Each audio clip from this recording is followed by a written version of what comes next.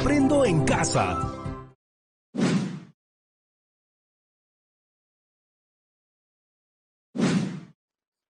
Bienvenidas y bienvenidos a Aprendo en Casa.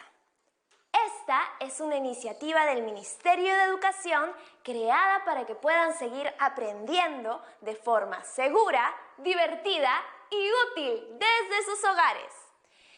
Este programa está dirigido a todas las niñas y los niños de tercer y cuarto grado de primaria, pero yo los invito a que motiven a sus familiares a acompañarnos, porque aprender juntos siempre es más divertido. Familias de todo el Perú, recuerden que ustedes también tienen una importante tarea en este proceso. Así que vamos, únanse a la red y sean también parte de este viaje mágico de crecimiento y aprendizaje. Hola a todas y todos. Les cuento que estoy muy emocionada conociendo más sobre la cultura y diversidad de nuestro hermoso país. Tenemos muchos motivos para celebrar con orgullo el bicentenario de la independencia del Perú.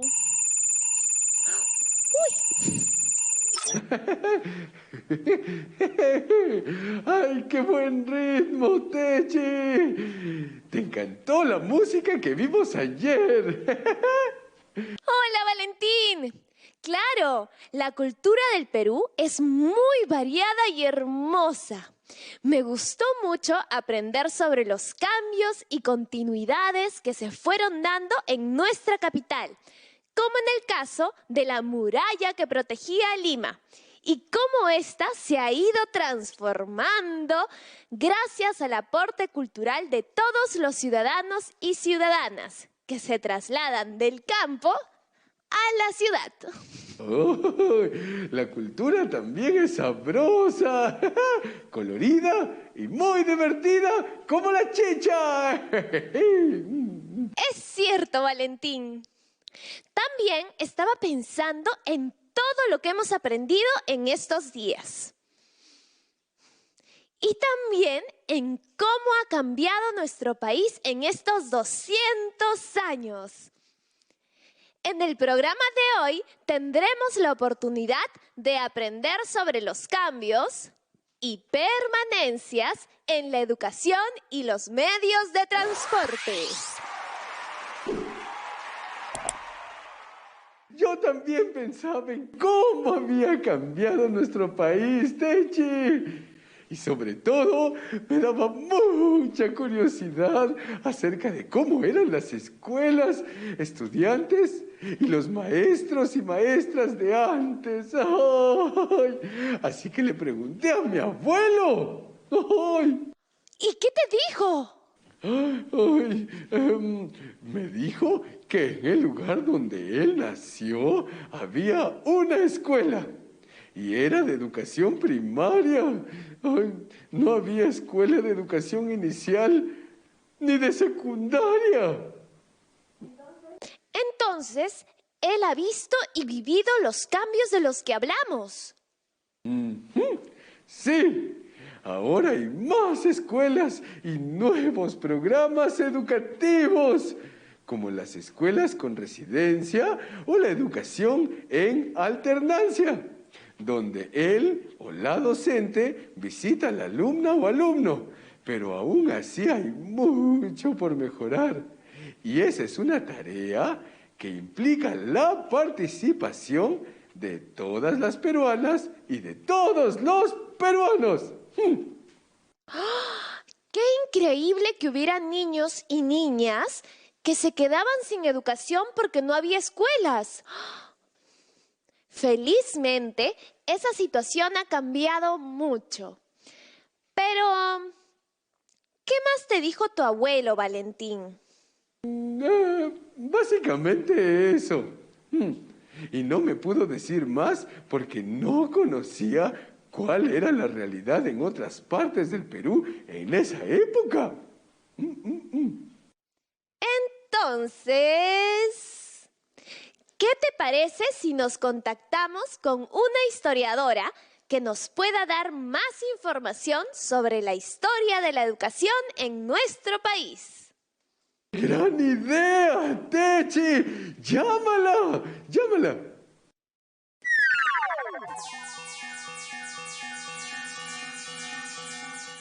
¡Hola! ¡Victoria!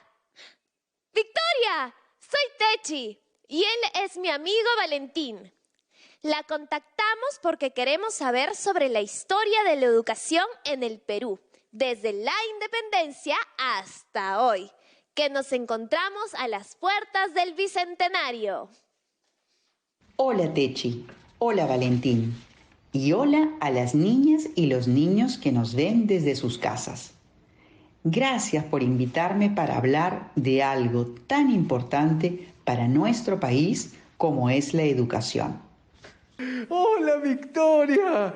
Mi abuelo me contó cómo era la situación de su escuela cuando era niño. Y nos preguntábamos, ¿cuál era la situación en el resto del Perú? Claro, les cuento que después de la independencia, para las autoridades era muy importante que todos supieran leer y escribir para conocer sus derechos y expresar su opinión.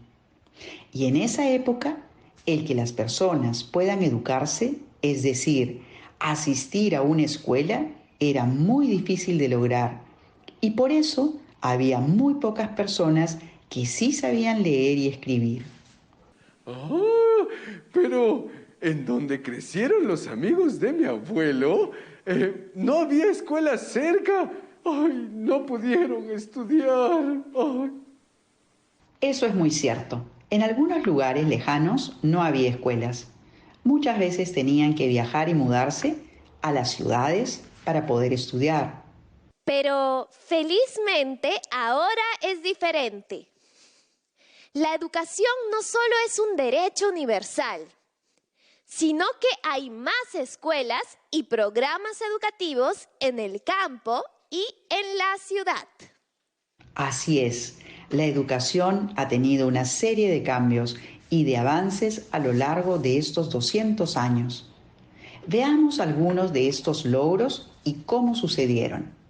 En 1930 se declaró que la educación sea gratuita para el nivel primaria y además que fuera obligatoria. En ese mismo año, las hermanas Victoria y Emilia Barcia Bonifati crearon el primer jardín de infancia público para niños. Luego, en 1940, se declaró que la educación sea gratuita para el nivel secundario. Y esto permitió a más personas continuar y acceder a su educación. ¡Wow! ¡Qué interesante! Esos cambios explican por qué mi abuelito pudo aprender a leer y escribir. Así es, Valentín. Hubo muchos cambios importantes, pero esos no fueron los únicos. Hay uno que para mí tiene gran significado. ¿Cuál podría ser? Uno que se relaciona directamente contigo y conmigo. El acceso de las niñas a la educación. ¿Acaso antes las niñas no iban a la escuela? Ay, ¿no tenían el derecho a la educación como los niños? ¡Ay! Para muchas familias era más importante que solo los hijos varones asistan a una escuela y que aprendieran a leer y escribir, mientras que las niñas debían quedarse en el hogar para aprender a hacer las labores del hogar. ¿Qué? ¡Ay! ¡Ay! Pero esta situación ya cambió, ¿es cierto? Afortunadamente sí, las mujeres hemos conseguido muchos logros, pero aún tenemos algunos retos por alcanzar. Por ejemplo, aún falta que algunos padres y madres de familia tomen conciencia que es muy importante que todas las niñas de las zonas rurales asistan a la escuela y que de esa manera tengan los mismos deberes, derechos y oportunidades. ¡Qué interesante conversar contigo, Victoria, sobre los cambios que ha tenido la educación en estos 200 años de independencia y lo que aún falta por cambiar. ¡He quedado muy impresionada! Tenemos un mensaje muy importante que también nos servirá para seguir haciendo grande a nuestro país. ¡Santas plumas de águila! No se olviden de desinfectar todo, todito, todo. Lávense las manos, eviten aglomeraciones y mantengan el distanciamiento social. No olviden usar doble mascarilla y que estas deben cubrirnos hasta la nariz o, en mi caso, el pico. A seguir cuidándonos.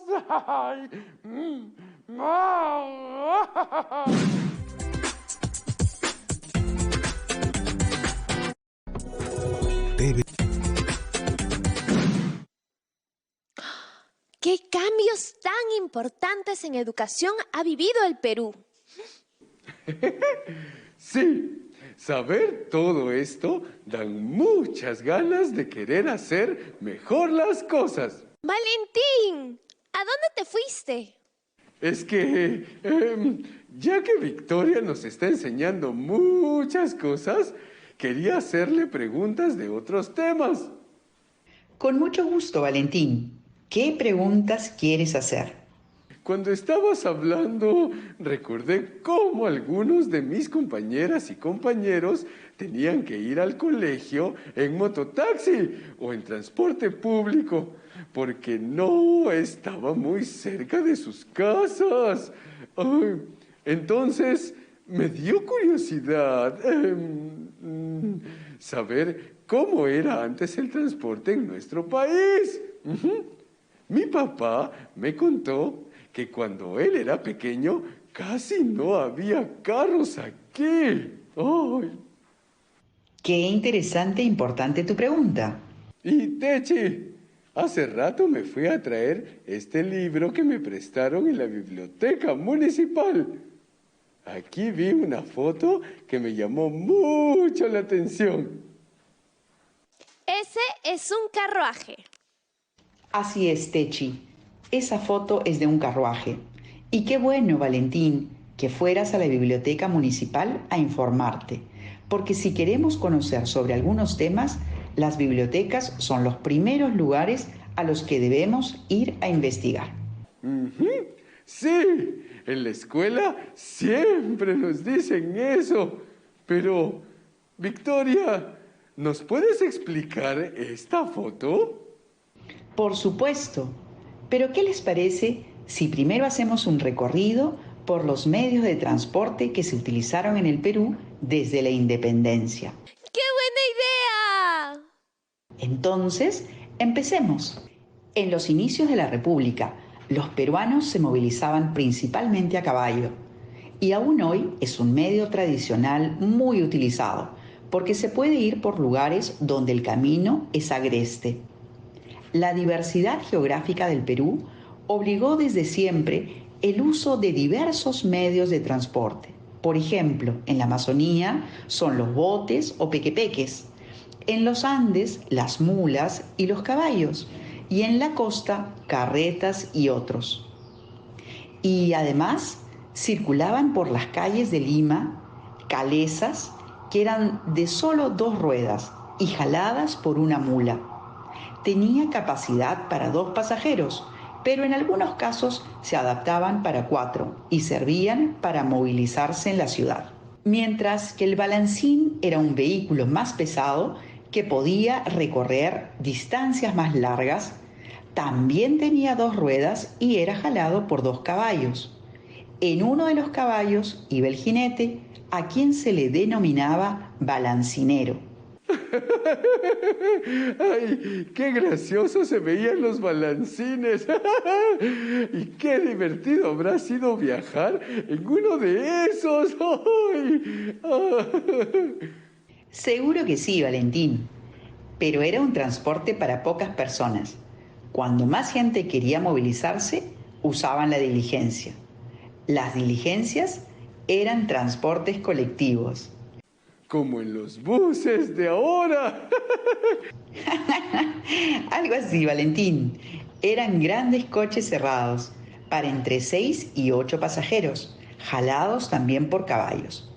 La primera diligencia o carruaje público de pasajeros se realizó entre Lima y el Callao.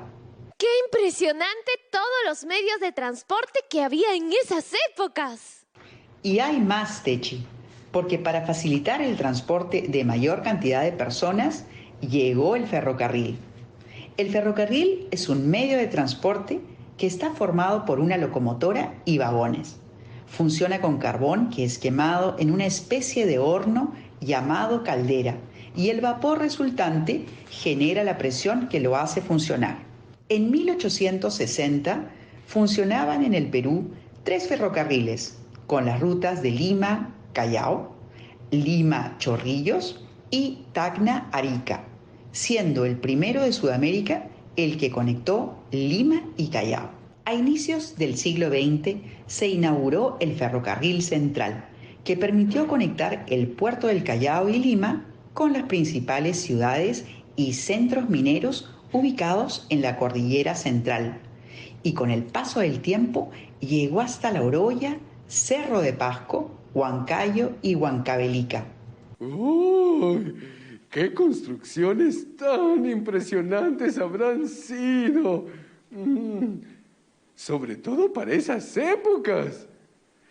Túneles y puentes debieron ser construidos para recorrer la cordillera. ¡Ay! Imagino cuánta gente habrá trabajado en ello. Es verdad eso, pero como ya se deben imaginar, ahí no quedó la cosa. A continuación llegaron los primeros autos y buses al Perú, que se usaron a inicios de 1900. El primer automóvil que llegó a Lima fue a vapor y causó gran asombro entre los limeños. Posteriormente llegaron los autos a gasolina y eléctricos. Y para aliviar en algo el transporte masivo, un nuevo medio hizo su aparición en nuestra capital, el tranvía. Los primeros tranvías eran pequeños trenes que fueron jalados por caballos. Y posteriormente se construyó un sistema de cables para que funcionen con electricidad. ¡Oh! ¡Qué rápido iban cambiando la forma de transportarse! Y eso que después se suprimió el uso del tranvía sin darle un reemplazo, lo que generó un grave problema en la ciudad. Además, la ciudad de Lima crecía y recibía cada vez más personas de otras regiones del país y no se cubría la gran demanda de transporte para todas ellas. Es así que los buses comenzaron a cubrir las rutas y a ganar un espacio en el sistema de transporte, ya que fueron la mejor opción para las personas que debían trasladarse grandes distancias. Hasta ahora permanecen en uso en las grandes ciudades. ¡Wow! Esta es una muestra de que cuando las ciudades y la población crecen, las demandas de un mayor y mejor transporte público se hacen urgentes. Tienes toda la razón, Techi, y eso se ve con la llegada del siglo XXI, en donde se buscó una reforma y modernización del transporte. Es así que se pone en funcionamiento en la ciudad de Lima el Metropolitano, que es un sistema compuesto por buses de transporte de alta capacidad, corredores exclusivos y estaciones. Y todos los buses operan a gas natural vehicular, GNV.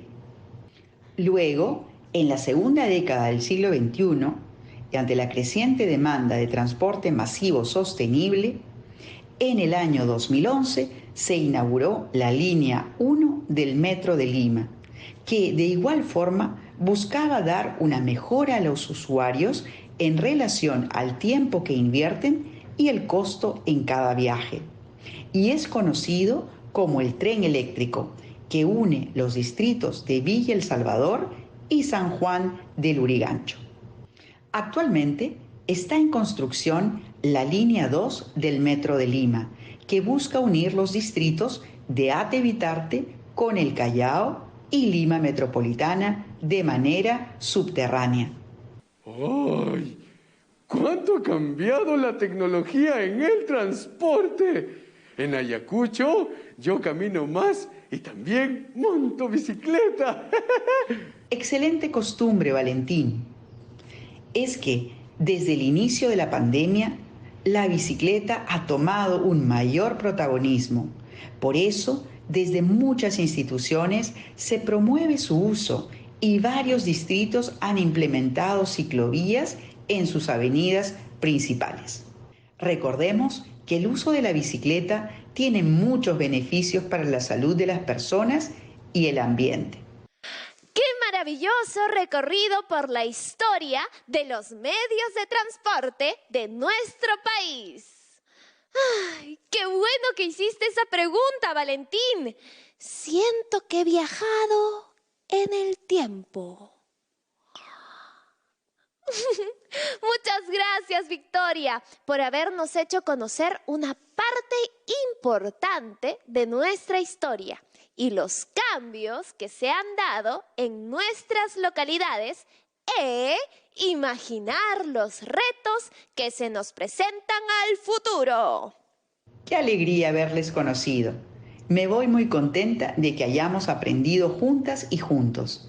Chao, Techi. Chao, Valentín. ¡Chao, Victoria! ¡Muchas gracias! ¡Ay! ¡Mua! Adultos en casa. Qué importante es que conozcamos los cambios que se han dado en nuestra historia.